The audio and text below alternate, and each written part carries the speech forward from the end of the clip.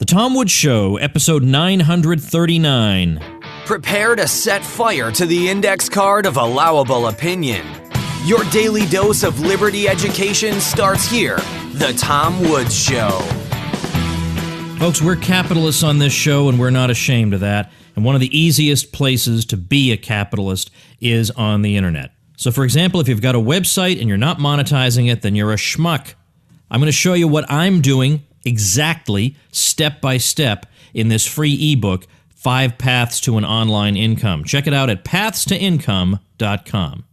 Hello, everybody. Tom Woods here. All right, now we've done private law with Bob Murphy yesterday, and guess who the guest is for today? Yes, that's right. You never would have guessed it from what I said last time. It's Bob Murphy once again. He is once again joining me. Once again, we're going to talk about something that's tricky and difficult, this time private defense. Oh, man. Are you kidding me? What kind of crazy topic is this?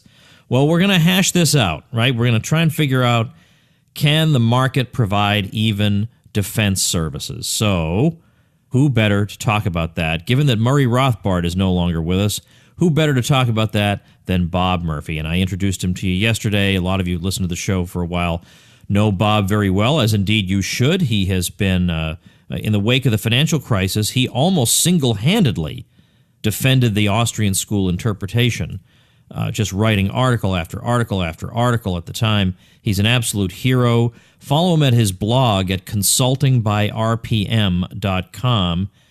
He does 8 million things, including co-hosting Contra Krugman, our weekly podcast against Paul Krugman, that you can visit at contrakrugman.com. Author of many books. I'll have some of them listed and linked to at tomwoods.com/939. Welcome back, Bob. It has been a while, Tom, but I'm glad to be here again. I'm telling you, Bob, we're going to have to make these things more frequent. Now, of course, the astute listener realizes that actually, just about 60 seconds ago, we finished recording episode 938, and now indeed we are on to 939 with the same guest. You're like the magician that shows everyone how he does the tricks. Yeah, I need to tell him this stuff. I know all this stuff from this should all just be the mystery of the podcast, and here I am demystifying it all. Well, right now we're going to talk about the other half of this story. Last time we talked about private law. Talk about private defense today. Now, if you go way, way, way, way back in the history of the Tom Woods Show, you and I covered these exact topics before, but not in this punchy, awesome way. Also, we did it the boring way first, and then Tom's like, let's try to be interesting this time. Yeah, exactly. Yeah, like 800 episodes later, I said, on second thought, I do want to tell people, if you are checking your feed, it's true that it used to be the case that you could access every single Tom Woods Show episode through your podcatcher. The problem is that the feed gets to be so big that it just causes a lot of headaches and problems, and it gets clogged, and then the episodes stop showing up in people's apps, and so you have to cut the feed down at some point. So we've got the most recent 301 episodes. Who knows why it has to be that number? But anyway, if you want all the episodes, they are always and forever at tomwoods.com/episodes. That's where you can find them. You can find the YouTube version, although I don't know why anybody listens on YouTube. There's no video, but I do it because what the heck, but you should be listening through a iTunes or some podcatcher. But anyway, tomwoods.com/episodes, where you get all the episodes if you are shedding tears about the loss of the feed. I totally get it, but I've had problems with the feed before. We were starting to have them again, and it is a nightmare when that starts to happen. So I said, all right, we're exercising the nuclear option. We're doing what all other podcasts do. We're limiting the feed to 301 episodes. All right. So some people were just getting too much Tom Woods. They couldn't handle it. Yeah, they couldn't. The internet apparently cannot handle it. Too big for the internet. That's right. So there is some way I can, it doesn't, look, why am I even getting, it doesn't even matter. This has nothing at all to do with what we're talking about, except that the last time we talked about this is so long ago, right. You can't even get it through iTunes anymore. Well, you could segue and say, if the private sector can't even handle my podcast having 302 episodes, you're telling me they're going to handle nuclear weapons? There you go. There, see, you're making the arguments for me. All right, I'm playing devil's advocate here with my old friend Bob, and we're going to talk about private defense. All right, because they say, well, I see how the private sector could provide shoes, good sir. I do not, however, see how it could provide military defense. Well, it's not obvious, and in fact, let's just be perfectly honest and blunt about it. It sounds stupid and ridiculous, all right? So if you're sitting around a group of people who are all limited government people, they've never even heard of anarcho-capitalism before, and you just say, well, I think there's no need for a military budget because the private sector can provide that, they would think you were a raving lunatic. So I'm going to pretend to be one of those people. I'm some guy at like a Republican Party cocktail event, okay? And Murphy has been invited to be the guest speaker on Business Cycles. So after that's all over, we're mingling. And I say, Murphy, that was a great presentation. And I like what you had to say toward the end. You made some joke about taxation. And that's really funny. I love the taxation is theft thing. But of course, we need to have taxes for the military. So, we got to do that, right? So now, Bob, you're in this social situation, 10 people surrounding you, a smart alecky guy with a drink who doesn't actually expect you to say, no, we don't need taxation. What are you going to say in that situation? Well, the honest answer is I'm just going to say, ha, ha, ha, and I'm going to darn right. Go get a Coke or something. That's what I'm doing. Yeah. I won't say darn right. I will not actually throw my principles under the bus. I just choose not to defend them in a small setting like that where there's going to be personal conflict. Yeah, that's what I mean. I mean, it's not like you don't want to defend what you believe in, but it's like in that setting, this is not a setting where I'm going to be able to educate you. This is not a setting where I'm going to be able to give you the explanation that you need. This is only a setting in which I will be made to look ridiculous, and I'm going to choose the battlefields on which I fight. That's my method. And in so doing, we show that private voluntary considerations really minimize conflict and aggression, All right. I'm not going to let you keep doing this. All right. But now let's instead say, okay, you're sitting around with some college kids, and they're like college Republicans, but they'll be the first to admit they don't know everything, and they're here to learn. Right. And they hear Murphy saying something about taxation is theft, and somebody says, well, but Murphy, what about? I mean, obviously, of course, we need the military, right? So how are we going to fund that? All right, now this is a kid who's not a smart aleck, and he genuinely wants to know your opinion. How would you start easing him into the, it's going to be private armies? Right. How are you going to ease him into that? Well, I think I would, you're right, there's a stumbling block here. And to be honest, this was the thing that when I first read Rothbard, and I realized he wasn't just a small government guy, he doesn't want to just privatize the post office. He wants to, what? And I thought it was absurd. And I actually yelled out to my parents, look at this guy. I mean, I wasn't throwing him under the bus. It just I thought it was hilarious. Like someone actually took it that far. This is interesting.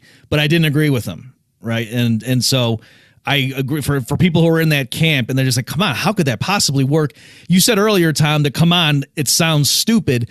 I think it sounds reckless. Is what it sounds to me. You know what I mean? That it's yeah, you can see the logic of it, but whoa, that's really risky. Are you sure we want to go out that far?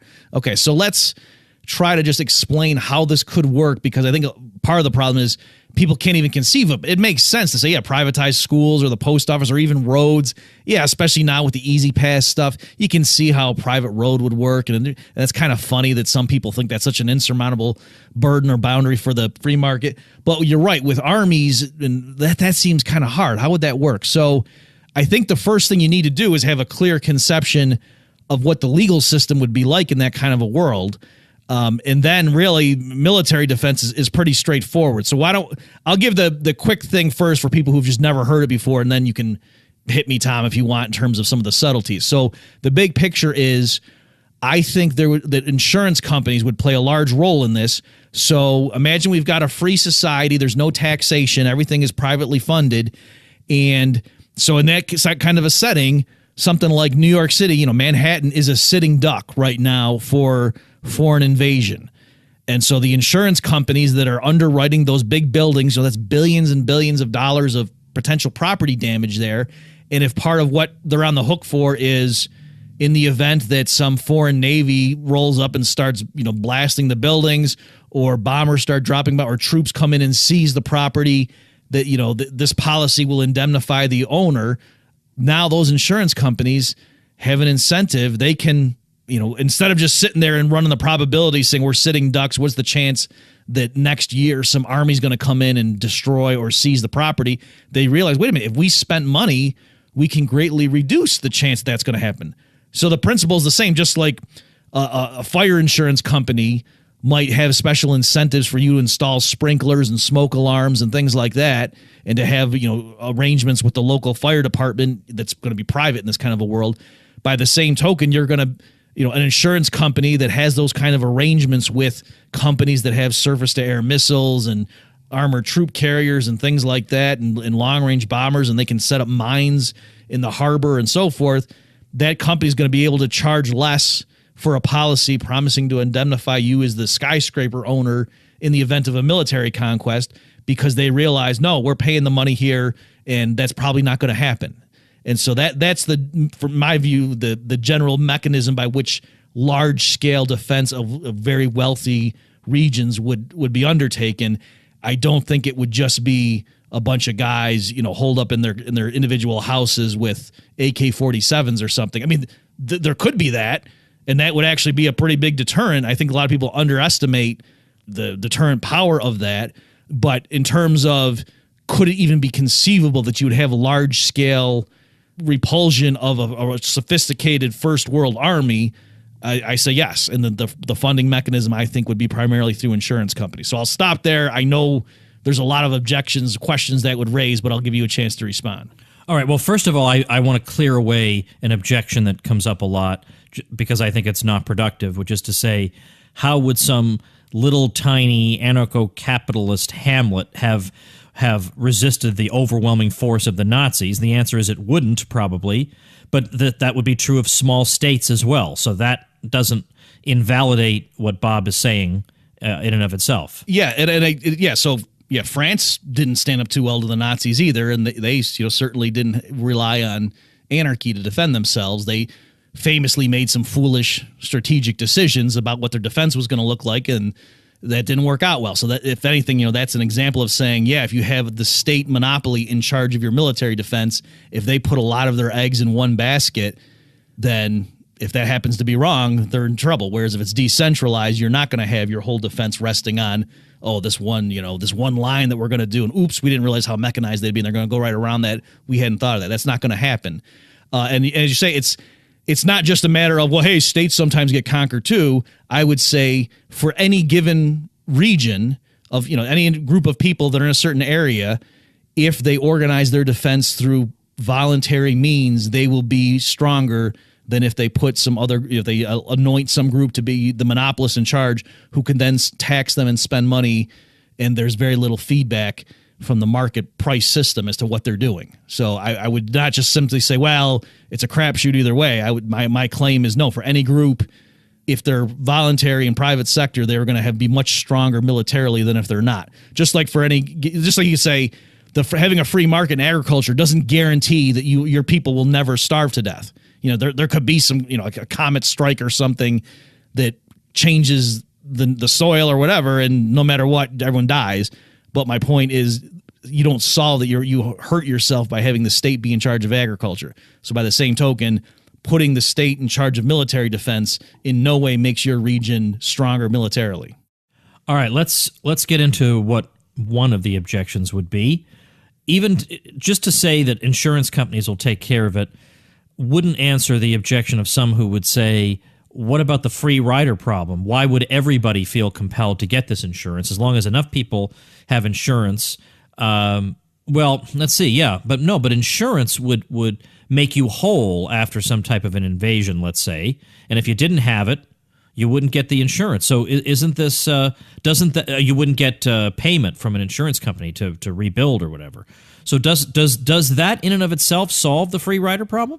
Not necessarily. So the way the free rider problem would manifest itself in the little sketch I did there is you'd say, okay, so we're in a new equilibrium where all the insurance companies are charging a lot of money because they have to use the premiums to go out and pay for, to keep us a core of infantry well-trained, snipers and whatever, and the guys who operate the SAM sites or whatever, and the pilots flying the fighter jets and blah, blah, blah.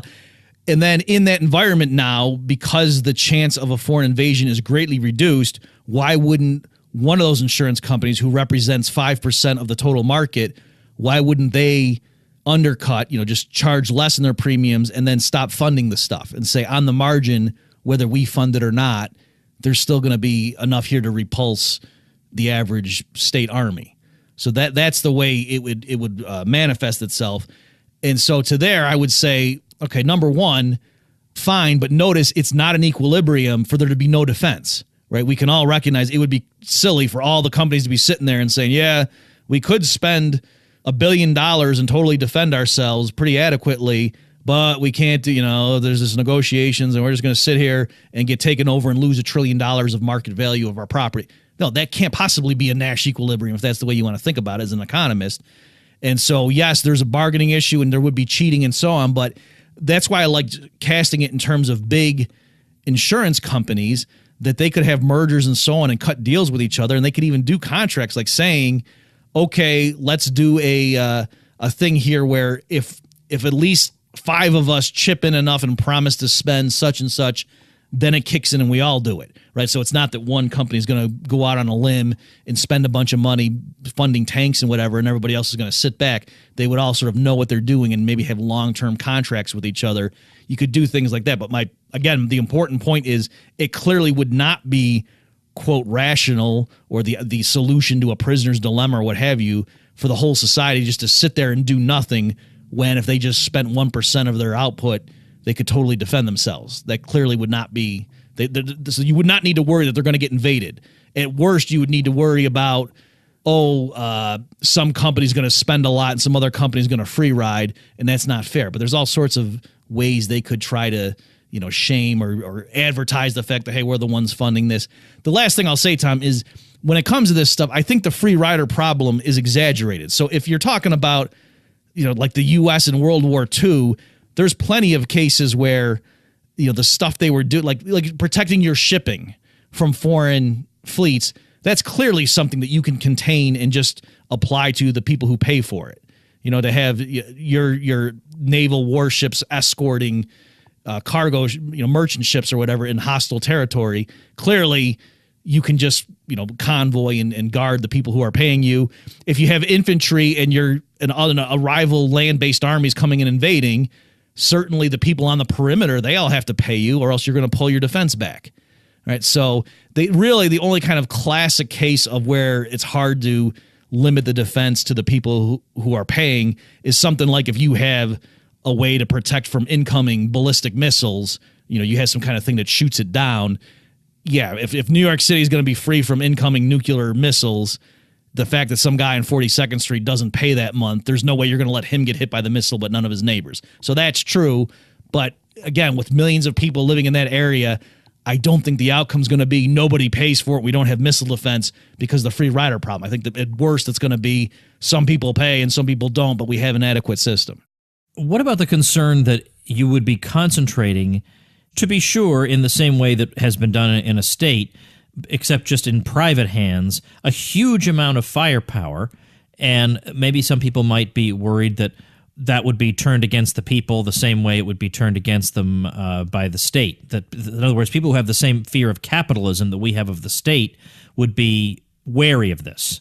Right. So I am very sympathetic to, somebody who's worried about the concentration of power. And I would say, right, exactly. So that's why clearly if you support the use of military force whatsoever, you clearly want it to be distributed among 20 companies that compete with each other rather than putting it all in the hands of one group, right? So, I'm not, in other words, downplaying or poo-pooing the idea that it is dangerous when you start going down the path of arming people and giving them really powerful weapons under their disposal that they might turn on you and try to use it to take advantage of their erstwhile customers. I agree with that. But again, if that's the kind of thing you're worried about, clearly it's not a solution to take all those weapons and put them in the hands of a single group and then say, and by the way, we don't even get to stop funding you. You get to tell us how much we owe you in our taxes to pay for it. But every 4 years, you better watch out because we're going to have systems pick 2 people and we get to vote for one of them. And so you better keep us happy because, that's a pretty big check on your behavior. Whereas in the private decentralized system, if one group, the insurance companies start getting reports about how one of these groups, whoa, they're there's conscripts, right? We thought they were hiring people. No, they're actually using their guns to enslave 12-year-old boys and have them serve in this first response unit in case foreign troops land. That's going to be bad for business, right? The insurance companies are going to, they're going to get complaints from 300 people on Twitter within an hour of that story breaking, and they're going to cut the contract with that group. So, whoa, sorry, we had no idea, and they're going to give it to some other group, right? So the idea that this one, these groups would then grow and take over, I mean, yeah, it's not impossible, but the incentive structure is such to really minimize that because it's competition and there's different groups. The same group that's funding them is not the same group that controls the weapons. And also, as we talked about in the previous episode of the Tom Woods Show, Tom, the judges, these are all completely separate framework. It's not the same group is in charge of the law as well as military defense, right? So if some group really is violating the law, all the private judges in that world are going to be rendering their opinions, and so it's going to be crystal clear that this is an outlaw agency. Whereas right now, the state gets away with stuff because the legal system gives it, this aura of legitimacy.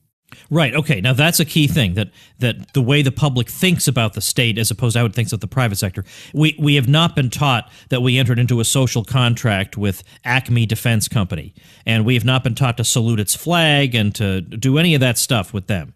So we would be much, much more skeptical of what it's doing and its claims and so on than we are of the state. So I think that's a big thing. Right. I mean, if you find a dead mouse in your Coke bottle, you flip out. You get $1 million judgment from them, right? I mean, you get a hair in your soup, you're outraged. Some guy slips on the sidewalk and they think the restaurant owner didn't adequately shovel it because it snowed. He can get sued, right? So the American public is very fickle, and in some cases, I would say irrationally so, like unfairly so, about what happened. I mean, look what happened with United when they dragged that guy off. Whatever you think about that case, I'm just saying that's what happens. Your stock price plummets when you use too much force in a given situation in the view of the American public. So the idea that, oh yeah, Acme, yeah, we nuked an island with a bunch of school kids on it and killed hundreds of thousands or tens of thousands of people, maybe we didn't need to do that. That's going to be evaluated much different if it's a private company doing it and it had 10 competitors, the other ones who found it able to achieve the same goal without dropping the atomic bomb. Whereas, in the current system, it's just like, well, no, that's what the U.S. did. And so are you for the U.S. or against it? All right, maybe this in a way comes back to your Wouldn't Warlords Takeover article that you referred to, but we didn't really discuss in the last episode. Because maybe people might be afraid that you have a bunch of insurance companies who and they insure you in the same way you get insured against all kinds of things that could happen to your house and your possessions. Well, one thing is that acts of violence could happen to you, and in particular, an organized act of violence known as war could happen. And so, therefore, the insurance companies, rather than just sitting back and paying out to everybody, they're going to try and contain the damage and stop it and direct some kind of a defense against it. Okay, but I think people fear that the Acme Company and the Joe Johnson Company and all these other companies, that maybe one of them does go rogue for some reason. Maybe one of them thinks that maybe this chaos of war is a great time for it to try to establish itself as a state or something. And I think people feel like that's just not. Maybe the likelihood of this is not as great as people think it is. But do I really want to roll the dice and test this? Right. So you're correct that if you're saying, yeah, there's these private agencies, there's 20 of them, and they all have some pretty powerful firepower, and they each have 1,500 guys who are full-time, trained killers on their payroll. And what my local community patrol organization is supposed to stand up to any one of them. And maybe during peacetime, yeah, they're all playing by the rules, but if there's a massive invasion that breaks out, I bet you they could get away with doing some stuff that they wouldn't normally. That's all true. I agree with that. But by the same token, if you take those 20 agencies and put them all in the hands of a single group, and then, if there's a war, I mean, states don't have a great record of respecting people's rights and staying within the limits of their circumscribed power according to constitutions and what have you during war. That's when states expand. So, yes, what you put your finger on is a real thing, and it's a concern, but it's hardly an argument against breaking up the military power and distributing it among competing groups.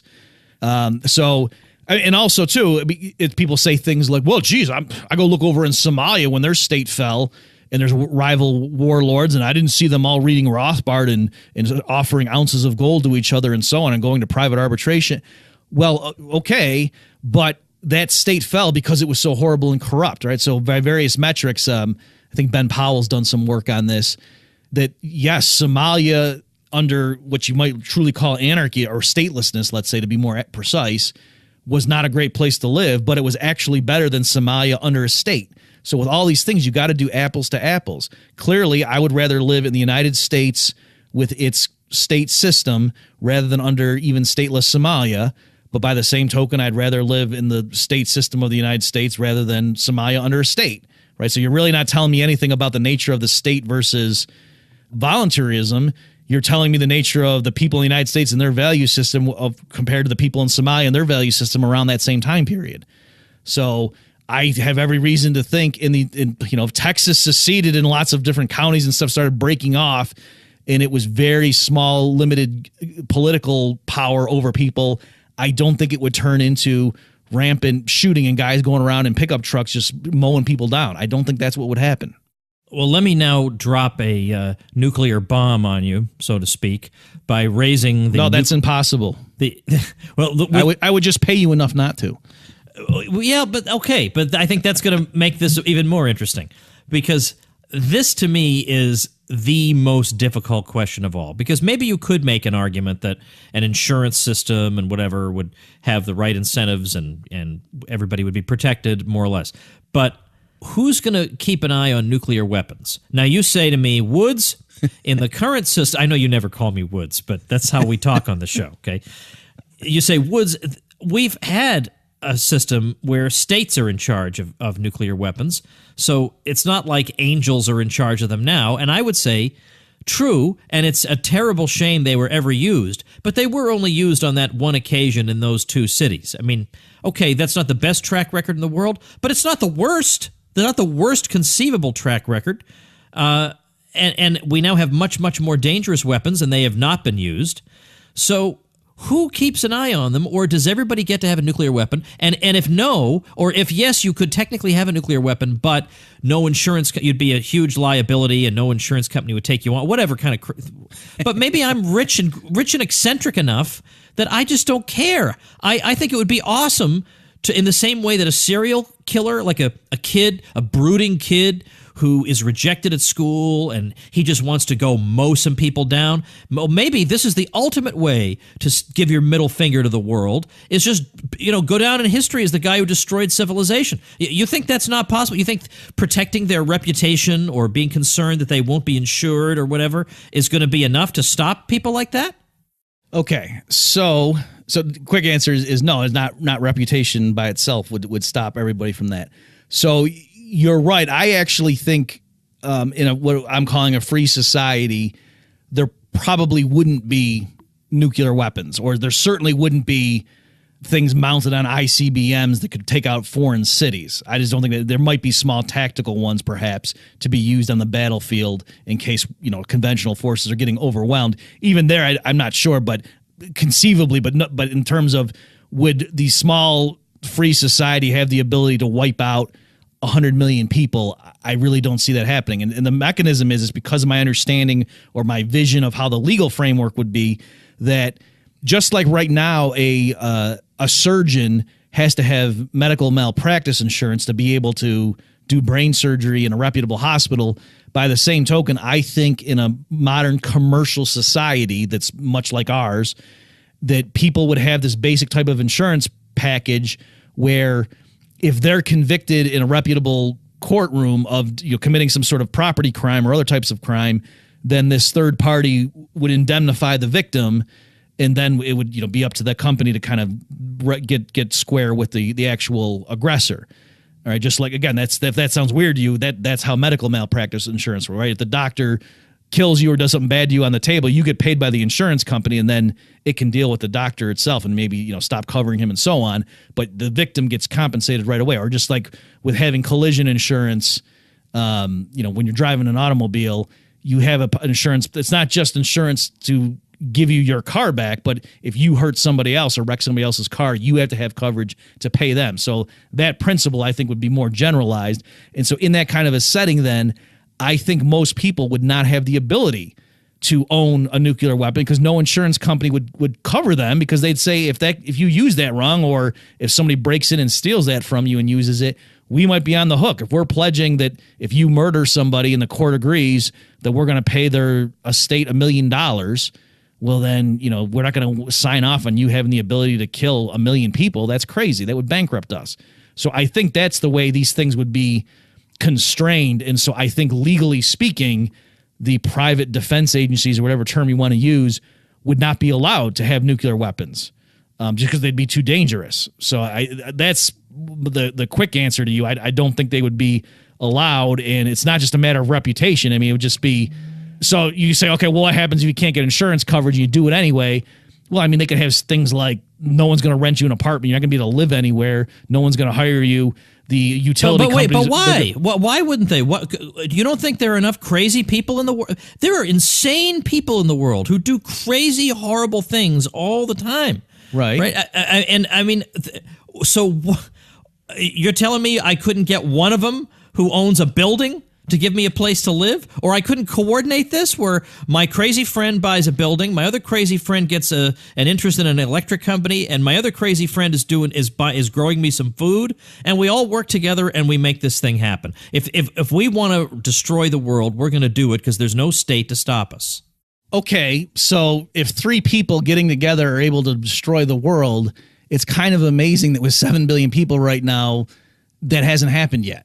All right, so I don't think it's because of the crack. I mean, the TSA is not the ones keeping us safe from airline travel, right? I mean, the government did its own tests to like put fake stuff through or whatever, and it's ridiculous, like 90% failure rate. All right, so I don't think it's because of all the crack counterterrorism groups and so on that are preventing the proliferation of nuclear weapons, and that's what's keeping the world safe. If you're making it sound like all you need is 3 committed people and it's hopeless. I don't think that's true. And again, there are very strong mechanisms by which in a free society they would try to deter that and stop it from happening. So, the 3 people who are going to cut the deal together, you're saying someone's going to own the utility company. That's pretty expensive to take, to generate your own power to do that and to take over the utility. I mean, so I realize you're being provocative, you're throwing stuff out there, but that's kind of like say, well, why wouldn't somebody just buy a car company and then do this? Or why wouldn't somebody just buy the computer software company? I mean, these are big things. I mean, it'd be, I guess, better to say, couldn't they go out in the woods somewhere and build it themselves? Yeah, I get that. I guess I'm just thinking that there would be, I mean, wouldn't you imagine that an anarcho-capitalist society would be fantastically wealthy? So there would be a lot of super wealthy people, and wealthy people can be eccentric because they get the idea that I'm wealthy, I have the ability to do almost anything I want, and I'm better than these stupid peons who are beneath me, and I want to be like a movie villain. I think that's the only thing that's going to give any meaning to my pointless life. It's just blowing the whole you-know-what up, okay? Blowing the whole thing up. I don't know. I don't see how you... I'm not convinced. Even there, okay, but you're taking it for granted. I think in most people, the legal framework, in other words, if we're in a society where everybody agrees, you're right, Tom, if there were somebody doing that and we had really solid intelligence and knew there was this guy in his basement building this thing and he planned on wiping out humanity with, or, wiping out all the people he went to high school with or whatever. And so therefore we were entertaining the idea of a free society and listening and voluntary, property rights and non-aggression principle. But you know what? That all goes out the window because there's one thing. Well, if that's what the value system was of 99% of the population, then in their legal system, it would be legal, for a judge to rule based on all that intelligence and stuff, and it's really airtight. I mean, this isn't just we have a speculation. I mean, this is clear and present danger. We're not screwing around here. We know this attack's coming next Thursday. Then it would be legal for the people to go in there and, dismantle the operation. And it would be much more humane than what would happen right now if the FBI or somebody went in there, right? Because it would be bad for business if, you went in there and you ended up killing the guy's kids or something. That they would do it when he was out shopping or something. They wouldn't wait till he was in there, and they certainly wouldn't surround the place and send in weapons that were banned in international warfare and kill a bunch of kids claiming they were helping people, right? They wouldn't do the kind of stuff that the U.S. government does all the time. So I'm saying, I'm not conceding to you that, you're right, the free society would have no means of stopping this person. The legal system might very well, because that would arguably be construed as an act of self-defense, right? So in the standard, we forget nuclear weapons. Suppose you're on the street, some guy comes up to you, he pulls a gun out, he cocks it, he points it at your forehead, and he's getting ready to pull the trigger. Standard libertarian doesn't say, no, you got to sit there and wait until the bullet pierces your skin, and now he's initiated aggression, you can do something. That's not what most people would say. So by the same token, this contrived example you're building, I don't think everybody would just have to sit there and say, oh man, the moment you detonate that bomb, we're going to arrest you so fast. I don't think that's what they would do. All right, fair enough. Now, bear in mind, I am playing devil's advocate here, but on the question of the nuclear weapons, I mean, when I ask you questions, a lot of times I kind of know the answer, or I know the answer fully, or I know it a little, or I want to hear your take on it. But when it comes to this, I really don't. I don't feel like I did have a good answer, and this is, this is the destruction of the world, potentially, and I think I probably ought to have a good answer on that before I go, shoot my mouth off about this stuff. So I figure we bring Murphy on here, we see if there's some kind of a reasonable response.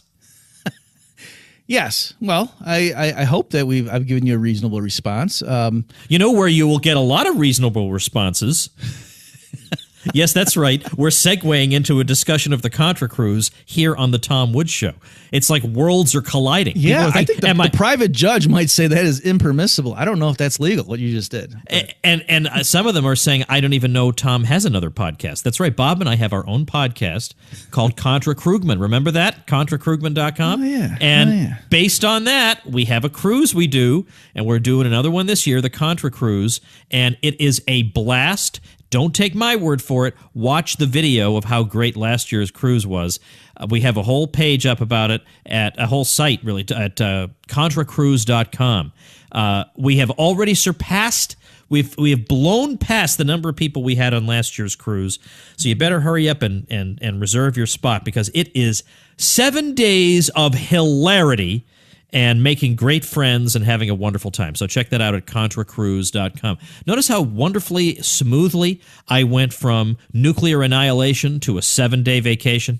Well, I think the audience needed that. They're sitting there fretting over planet Earth itself being wiped out. And so, how do you just calm down and relax after that? Yeah, see? There's a method to my madness. I got them all riled up, and now I'm telling them how to go relax. Okay, go on the Contra Cruise with Bob and me, and with our look, we got Michael Bolden of the 10th Amendment Center. We got the great Dave Smith, comedian who's been on this show a couple times, and we have Scott Horton, the great foreign policy expert. We got Tatiana Moroz, Jordan Page for music. We got you and your band, and we got your father, who also sings. Yeah, this is nuts. Let's not forget the legendary Pat Murphy, right? He doesn't just play country clubs. He goes on cruises now. I mean, he's expanding. Yeah, he's a madman. It's going to be amazing. So, ContraCruise.com. All right, we're going to leave that there. People want to read more about this crazy topic. What do you recommend they do?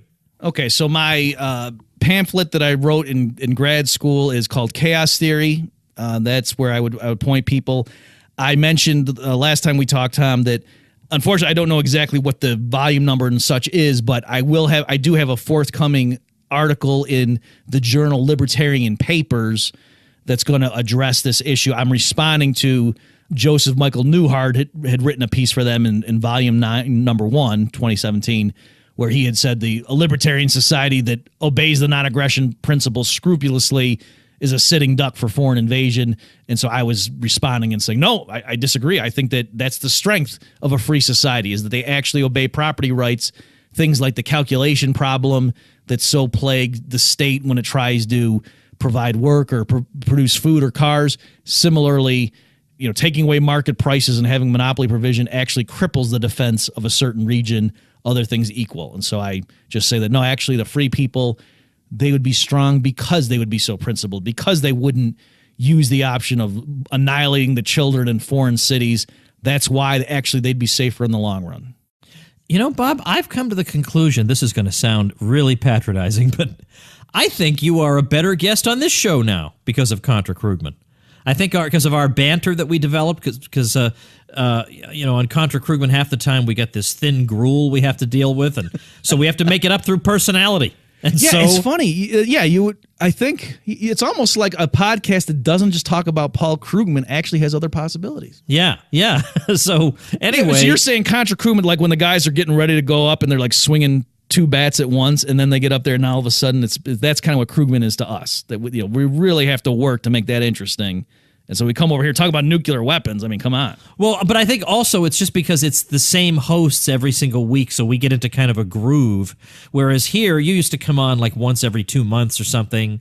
But now you and I have a routine all worked out, and you know when you're on my show, I like your incredible restraint, because on Contra Krugman we sometimes make fun of each other, whereas on this show you understand I'm in charge and only I may make fun, and that's very, very good of you. But if I'm ever on the Laura Murphy Report, I will sit back and let you and Carlos say whatever you like.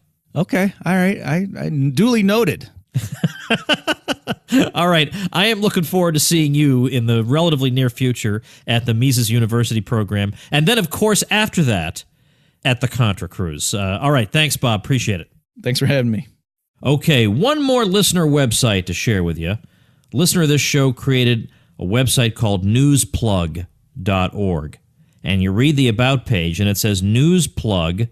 These are libertarians who created it, by the way. Newsplug is the first ever casual news site. We're looking to pioneer what we believe is the future of how millennials get their news. Our job is to analyze and summarize current events so our readers don't have to. We sort through all the crap, they say, and provide you with the important stuff. In an easy-to-read, conversational way, we provide our readers with the facts in 5 minutes or less, guaranteed. Well, sounds interesting, so check it out at newsplug.org and help out a fellow listener of The Tom Woods Show. And again, remember, you get free publicity for your website if you use my link when you get your hosting. Plus, I give you all kinds of goodies. Wait till you see the goodies I have lined up for you at tomwoods.com/publicity. So check that out before you do anything in creating your site, so you make sure and get my bonus goodies. All right, that's it for today, everybody. We'll see you tomorrow. Become a smarter libertarian in just 30 minutes a day. Visit tomwoods.com to subscribe to the show for free, and we'll see you next time.